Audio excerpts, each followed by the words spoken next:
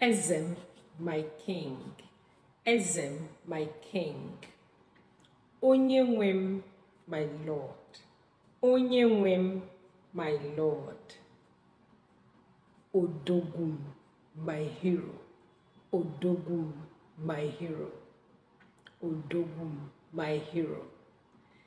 These and many more are the names you call your husband. Your marriage will be sweet. You will treasure him. You will cherish him. He will love you the more. Do this and thank me later. Kindly subscribe to this channel and stay tuned. Let's learn Igbo language together. Onye nwe m. Onye nwe m. My lord. Onye nwe m, my lord. Ezem, my king. Ezem, my king. Odogum, my hero.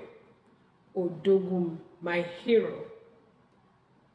Obim, my heart.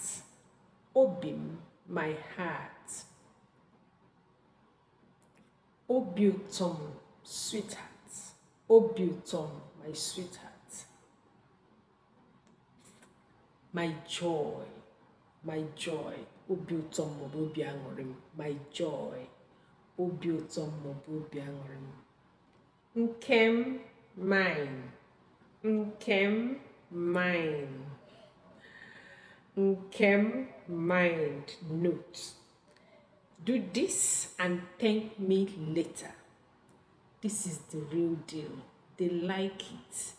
When you treasure them, when you respect them, when you pet them. Do this, and your marriage will be sweet. It will be a game changer for you. Okay? All right. Good man. Nwokomam. Good man. Nwokomam. My love. Ihonanyam. My love. Ihonanyam. I hope you're getting it. Ugom, my pride. Ugom, my pride. Kindly start today and apply this thing. Omo, you will come thanking me a million times in the comment section. Make sure you do it passionately. Make sure you do it with your heart. It is a game changer. It works like magic. In case if you're having troubles in your marriage, try this wholeheartedly. Don't pretend. Do it. We will begin where menya. We will begin Oyafa. Metuya kebona diema. Imecha igagasim. Kedo koseme. Jidentege aka. Ọ na ịchọ ka ezinụlọ gị na-atọ ụtọ. Enwere ụfọdụ ihe ị ga na-eme. Kirikiri ihe na-agbanwe ọnọdụ. Onwe obere ihe na-agbanwe ọnọdụ bụ game changer. Ihe a esiri ike. Wetuo onwe gị anị dịka nwaanyị. This is woman to woman. Ana m agwa gị dịka nwaanyị ibe m. Wetuo onwe gị n'anị. Mee ka agwọ. Na-asala. Iwelu nwayọ na-alịba. Emizi n'ike ụmụ nwoke be anyị anara achọ ụdị ya ahụ. Maka gịnị? Anyị bụ ụmụ Afrịka. Anyị abụrụ ndị ọcha.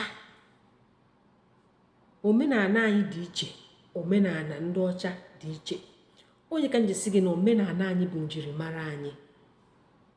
Omenala anyị bụ njirimara anyị.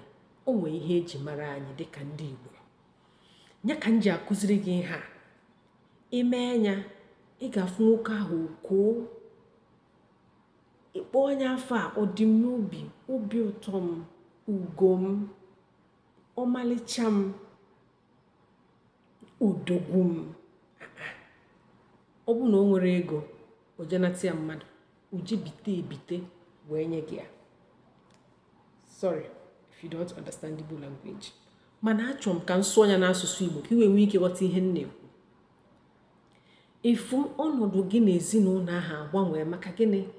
Imego nwoke a isi ebuo the like ego. Ime isi eko ihe ọbụla ị na-ekwuzi ọ na-emelụ gị ya. Jisike mee ha ngwa gị. You must have tried every other thing, it doesn't work for you. This is a game changer. Ọ ga-eme ifu ihe dị iche n'ezinụlọ gị, ezinụlọ ga na-atọ gị ngwa ụtọ, ngwa na-eme. It doesn't take anything from you. O nwere ihe ọ ga-anaghị gị, kama ọ ga-eme gị inwe ọṅụ n'ezinụlọ gị. Ọ ga-eme gị ezinụlọ ga na-atọ gị ụtọ. It will be a place to return to. It will be a place of joy. It will be a place of joy and harmony. Kemesia, do not subscribe. Do not forget to subscribe. Like, share, comment. Criticize constructively. Kemesia.